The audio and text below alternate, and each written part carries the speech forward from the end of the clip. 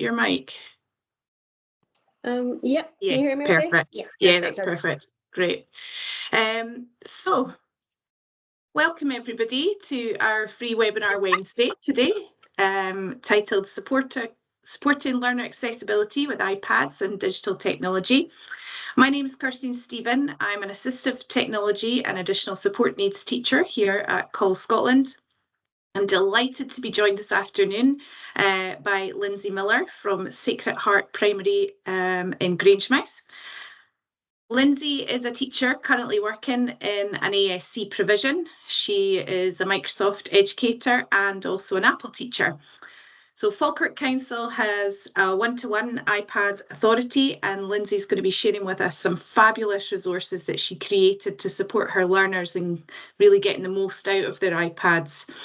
So we've also got Robert in the background. He's recording, keeping an eye on things. So thanks for that, Robert. The recording will be sent out after today.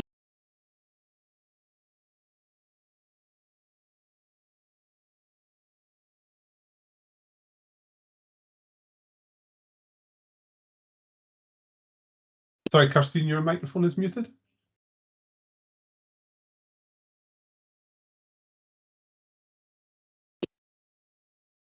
Of that? No. Oh, I'm so sorry. I don't know what happened. It was unmuted. It was working at first, but yeah. it's dropped out. Oh, okay. Okay, well, I'm very sorry about that. We're delighted to be here this afternoon, everybody. My name's Kirsten Stephen. I'm an Assistive Technology and Additional Support Needs teacher at Call, and I'm delighted to have Linsey Miller from Sacred Heart Primary in Grangemouth this afternoon. She's going to be talking about these fabulous resources that she's created for her learners and her colleagues in her one-to-one iPad authority. So we've got Robert in the background who's recording and just keeping an eye on things. The webinar will run for 20 minutes and then we'll have time for some question and answer at the end. So if you've got any questions that you'd like to put to Linsey, please just... Your microphone's dropped out again. I don't know what's going on. So weird. Well, hopefully you got most of that, but please, if you've got any questions throughout the presentation, please pop them in the chat and I'll facilitate that at the end. Hopefully you'll be able to unmute yours, Linsey, and we'll not have any more gremlins in the system. Okay, I'll hand over to you. On you go. Okay, just checking first of all before I share my screen that you can hear me. Perfect. That's always a really good start. Okay, just give me a little moment here. I'll try and keep an eye on the microphone icon just in case it does that for me as well. Okay, can I just check that you can see my presentation on the screen? Yep, perfect. Fantastic. I'll just start my timer so I know when to shut up. Okay, so let me just move this. I think my table's gone a little bit high, but I don't know how to put it back down. So here we go. All right, so I've already been introduced, so I don't really need this.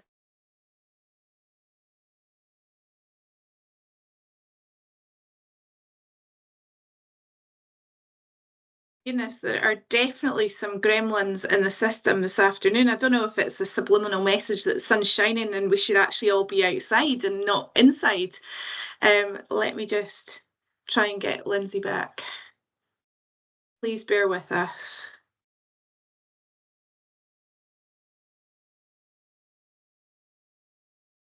Oh, I'm even worse than you. I'm just getting launched out completely. So my goodness, I don't know what's going on. I've just said that to. I'm just saying. I think it's a subliminal message that we should be out in the sunshine.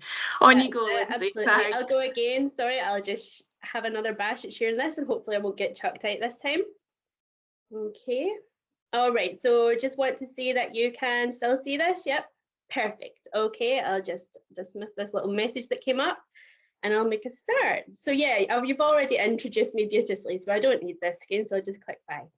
So in true teacher style, our goals for learning today are really to have a better understanding of how to use your iPads or ICT in general to support accessibility across your learning. I'll give you access to the PowerPoint at the end that contains the suite of lessons that I'm going to talk about today. And what I'm really hoping is that you'll feel ready to begin delivering this to your learners in whatever context it is that you are in today. And I put a star on that one because I thought that was the most important one. So just very quickly, first of all, I would like to just share the credit for this lesson, this set of lessons as well. It was my colleague Nicola Denham at Larbert Village Primary School. Initially did research as part of her master's and put together some ideas for lessons. And me, being the techie background person that I am, decided that I was going to put together a suite of PowerPoint lessons for it. So that's where this has come from. It's not all down to me. So first of all, just to really say, you know, why use these lessons, why bother with this? They were developed to support pupils with dyslexia, but very quickly upon using them, I realised that they actually support every single learner, as is often the case when we put supports in at one side, it supports everybody going up. But I found that it was really particularly helpful for our learners with ADHD and with English as an additional language, because it gave them a lot more accessibility to their learning environments. For your ADHD learners, it was more about organisation. And obviously, I'm a specialist teacher, but I know there's a huge growth of ASN in mainstream classrooms. So you're going to have a lot of children presenting with ADHD and dyslexia and so on in your mainstream classrooms. And I also believe as well that if you normalise this for the whole class, just as a thing that we do, we use technology, then you normalise it for the children who actually perhaps need it in order to access their learning. Most importantly, with these lessons, I know how busy everyone is, and from my point of view, the best CLPL I do is the one where I can take it the next day and just actually start delivering it in my context without worrying about research and so on and so forth. So these lessons are ready to go. You can literally grab them, have a look through them and start to deliver them in your classroom or whatever context you're in. But of course, if you want to customize it to your particular context learners, you're welcome to do that as well. They are PowerPoint files. You can go in and edit them, and I'll show you today the structure of the lessons so that you can do that. And although I'm really fortunate to work in Falkirk, which is a one-to-one iPad authority, as are some of my colleagues in, I think, Glasgow, for example, I know that not everybody is fortunate enough to have that. However, you can carry out a lot of these lessons with maybe just 5 or 6 iPads in a class. You could perhaps do small group activities. You could pull children out for support for learning. You could have carousel tasks. Another thing you might want to consider is having pupil ambassadors. If you've got, for example, young digital leaders, one of the things we've done is set up Dyslexia Ambassadors who go out and show the other children how the iPads can support them. So this is the first slide of the presentation for the children, but I think it's really important that we look at this and remind ourselves too, because this is a mindset we get into, the children pick up on, that using their iPads to support their literacy means they are cheating. If they're using spell check or speech to text, it means they're cheating because they're not doing it themselves. Unless they're doing a spelling test, that is not the case. You know, as adults, we use these tools in our everyday life, so why should we not support children to do that too? But I always, I remind the children, that doesn't mean you don't do your reading books. It doesn't mean you don't do phonics. It doesn't mean you don't keep on writing and keep on working. It's just another tool to help you do that. But it can help them to get better at these things and really help with their written work. And also just across the board, I think we can all agree that learning to use technology effectively is just a really important life skill for our children. So the PowerPoint itself is split into 8 lessons. If you already have a copy of this presentation and these lessons from Call Scotland, I would urge you to download the new one that I'm going to share today, because there's 2 new lessons in it, lessons 7 and 8. So the initial lessons are really about setting up the iPad or the device to suit the learner. So looking at things like if they need a coloured screen overlay, how they can change contrast, big text, small text, and so on. Then we go into immersive reader and speech to text. So if they are having difficulty with typing or spelling, or they struggle to read, how they can access through those tools. These are all things that are built into their devices. And then we go into planning tools, and these are particularly helpful for our learners with ADHD, because it's all about using the tools that are on your iPad to kind of help you get sorted and get through the day. And I firmly believe that it's really important to introduce this in primary and get the children used to this, so that when they go to high school and the demands start to get more heavy, especially as they go into 3rd and 4th year, like my own daughter is doing just now, suddenly we're thinking about studying and homework. And if the children are comfortable using these tools, then they're going to be more likely to use them effectively when they get to high school. So yeah, a primary 7 maybe doesn't have as much stuff to get organised about, but let's help them to learn how to do it anyway. The typing lesson is because I would recommend that if a child is using this for accessibility, now this isn't a necessity, but if you have a child who needs an iPad to work in class, I recommend a good size Bluetooth keyboard for ease of use and for comfort and to reduce RSI. So obviously if that's the case, then it's really important to learn how to type effectively. The 2 new lessons are Microsoft Lens, and also the 8th lesson is OneNote. So Lens is an app that comes with Office on multiple devices, and that's the one I'll look at in a little bit more depth for a few minutes. I say a bit more depth, so 3 minutes of depth. And lesson 8 is all about using OneNote and Class Notebook. But again, that lesson is really sort of whistle stop because the functionality within OneNote is immense. But I'll show you where you can find out more if it's something that catches your eye. So the lesson PowerPoints themselves bring you in with that introduction slide that we looked at, and then a lesson guide, like an interactive table of contents. You don't have to scroll through the PowerPoint to find what you're looking for. Just click the button for the lesson and it'll take you straight to it and you're good to go. Then we get into the lesson structure. Now this is where if you want to edit the lessons yourself, when you look at the bar at the side of your page, you'll see that I've grouped all the lessons together in little folders just to keep them organized, because I think there's about 115 slides on that file. So for example, if you wanted to use the planning tools one, you can click on it, click the arrow at the side, that will pop it open and you can go in, find the slide you want and edit it. The lessons themselves all follow a pretty similar structure and they all last around 20 minutes, I would say. So they all have a title slide, they all have a learning intention success criteria. You're more than welcome to edit that to suit your children. Most of them have a recap slide, particularly if they're linked to a lesson that ran beforehand. Then there's an introduction to the tool or the skill that the children are going to be using. Usually there's some kind of step-by-step walkthrough so that if you're not feeling confident about delivering this skill to your learners, you don't have to be, because it actually shows you on the screen, click this, then click that. And then we go in and we usually have some kind of quiz or plenary at the end just to check understanding, and a wee sort of any questions slide. And all of the lessons follow this structure. So once you've delivered one, I'm hoping that you feel really confident to be able to go forward and deliver all of them in that way. And just skip on here. I'm often asked, like, how frequently should I do these lessons? Should I just do them all in a week or in a day? I think from my experience that for the 8 lessons, it's best to do it over an 8-week block. So 1 lesson per week, ideally at the start of the week, if you can, but ensuring that you've got the time and the opportunity for the learners to actually practice and embed these new skills that they get in the class environment. So they're not just working with you for 20 minutes and then going off and not looking at it again. So really trying to encourage, you know, the other teachers to be supporting the children to use the iPads to work with the new skills that they've picked up. Also, as I say, if you have young digital leaders or you decide to have Dyslexia Ambassadors, then they can be delivering what they've learned and sharing it to their peers, which supports them and again normalizes, you know, using the iPad to support your learning, to support your literacy and your communication skills. So what I'm going to do is I'm going to look in brief at one of the new lessons, which is on Microsoft Lens, because I think this is such a powerful tool. It's absolutely fantastic. And when I learned about it, I was like, I wish I had known about this a long time ago, because this would have made my life so much easier. So Microsoft Lens comes as part of Office.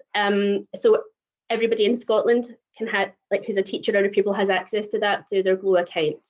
So it's really valuable, it's really quick and easy to install on your iPad or your phone or whichever tablet device that you have. So I'll just talk you through that just now. It's a great app for allowing you to get information from your documents or worksheets, or if you're in, I frequently use it when I'm at uni, I'm doing my master's and there'll be something up on the whiteboard. So rather than frantically taking notes or taking a blurry image on my phone, I get Microsoft Lens and I capture it, and I'll show you how that's going to be useful. But basically I can then put it straight into my content, like my OneNote notebook. But basically anything containing text, so a letter, for example. So this is something these children, if you've got EL pupils, can be taken home and shown their parents, because you can also use it to translate as well. So yeah, if you've got Microsoft Lens, you don't need to be frantically jotting down any notes by hand or, you know, relying on these blurry photos. or in my case, losing post-it notes all over the house, because that's what I do. And you don't need to spend time typing up your notes, you can actually just scan them. So if we think about how it might be useful, well, often the learners that I work with who have problems with their literacy or communication, there's this weird dichotomy where their literacy is what's holding them back, but they may be really, really good at maths. However, they struggle to access the maths beyond second level, because at that point it becomes all about word problems and questions and tables and things that are hard to read. And I've got these children who are looking at this text on a page and they're like, I can't make head nor tail of that. So you can still give them the worksheet, but if you give them Microsoft Lens, it allows them access to it and allows them to work independently. And then, as I say, they can take their work, and if they want to, they could embed it into OneNote or save it as a PDF, open it in Word, lots and lots of options. And I'll show you some of those just now. So I've put a little QR code here. I'm going to play a video, but there have been some updates recently to Teams, and sometimes the audio isn't playing. So if that's the case, feel free to scan the QR codes, which is just right here, and you can watch it on your phone device if you can't hear it through here. But I'll hit play just now and we'll hope for the best.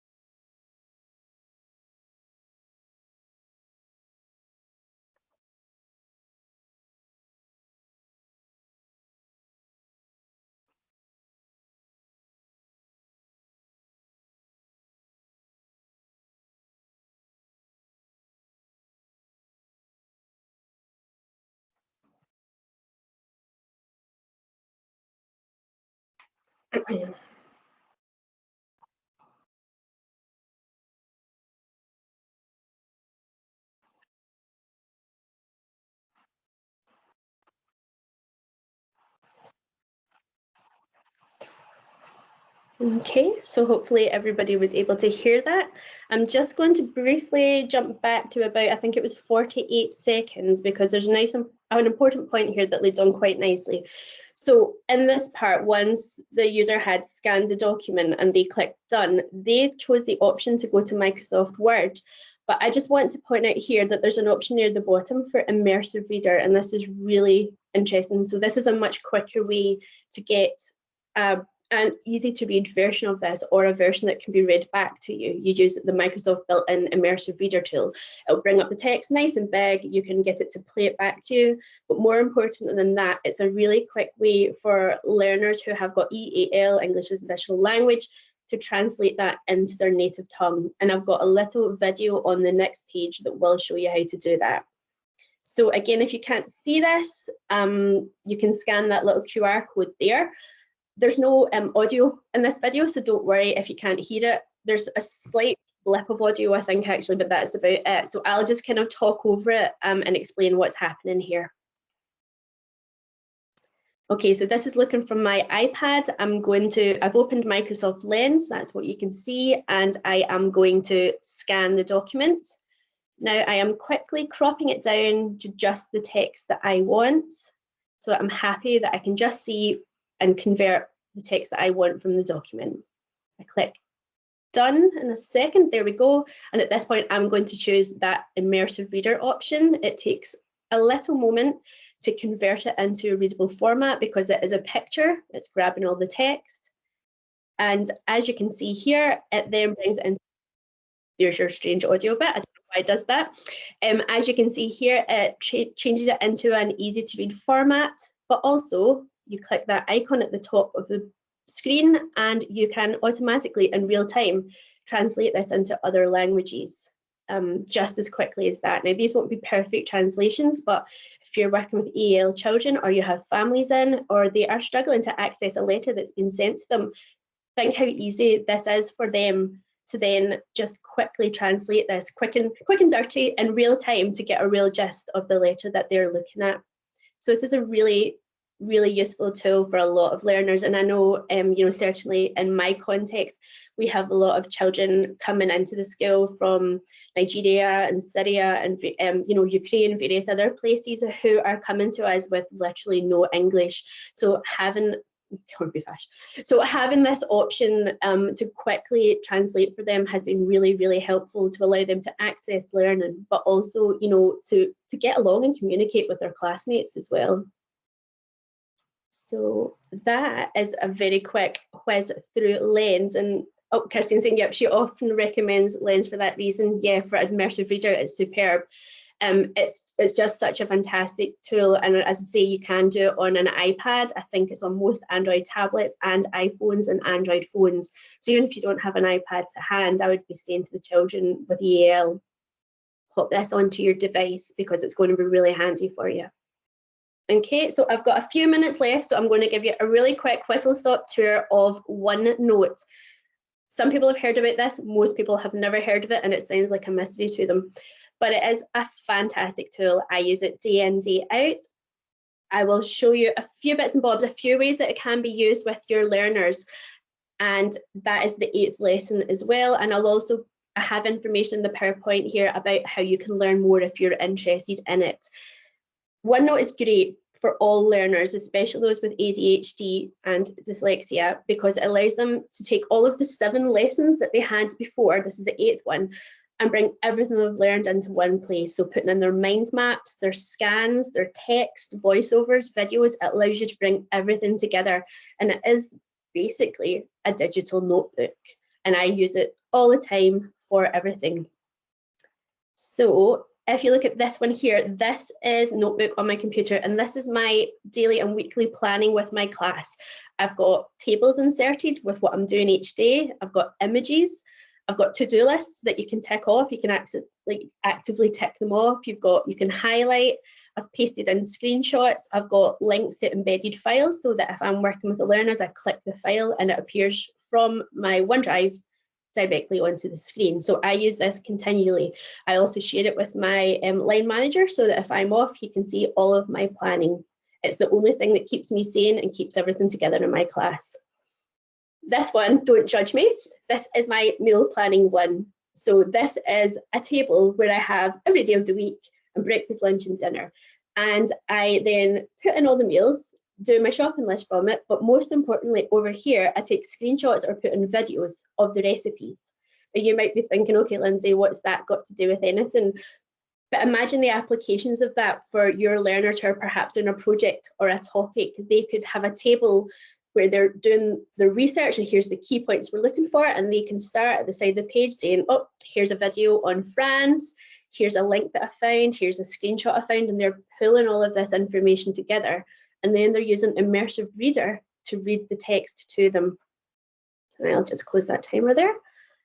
If I go here, you can see an example of using the drawing tools in OneNote to actually annotate an image. So a pupil can be embedding an image, marking it up, and they can also talk over it. They can record audio directly onto the page, or the teacher can do that too. Mrs. Newton's thoughts, that's how you envisage your OneNote planning as well. I'm glad you appreciate it. Most of my colleagues think I'm completely mental. So I'm glad we've got people who appreciate it here, and I'm happy to share the format with you if you want me to. That's not a problem at all.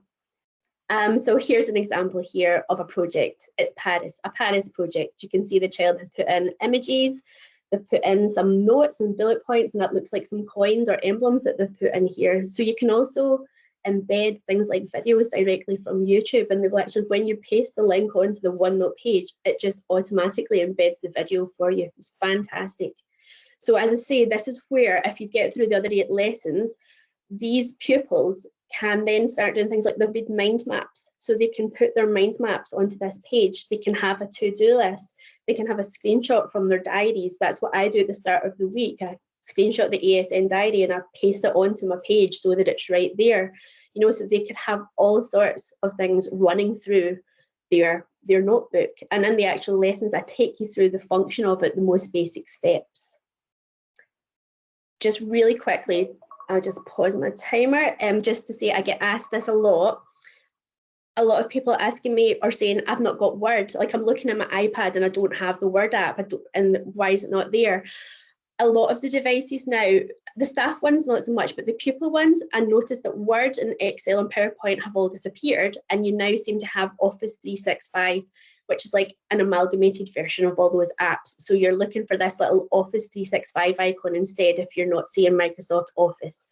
Basically, you open it and it says, what do you want to do? And you say like a letter, or like a document, or I want to do a presentation or a spreadsheet. And then from there, it knows what to do. And it also includes this other little icon. You can see that 4th one. It's called Copilot. And it's a bit like ChatGPT for Microsoft Office Suite with a chat-based interface. I've not really looked into it in a lot of depth yet, but that's something that I'm planning to do next term. I know it can help generate summaries of emails and documents, so it could be a really good tool again for our learners. Okay, if you want to download the lessons just now, you can scan that QR code that you can hopefully see on your screen there. But I think that Christine is also maybe going to share the link. If not, I can try doing that. I think I can copy the link address. Oh, there we go. I'll paste it in as well.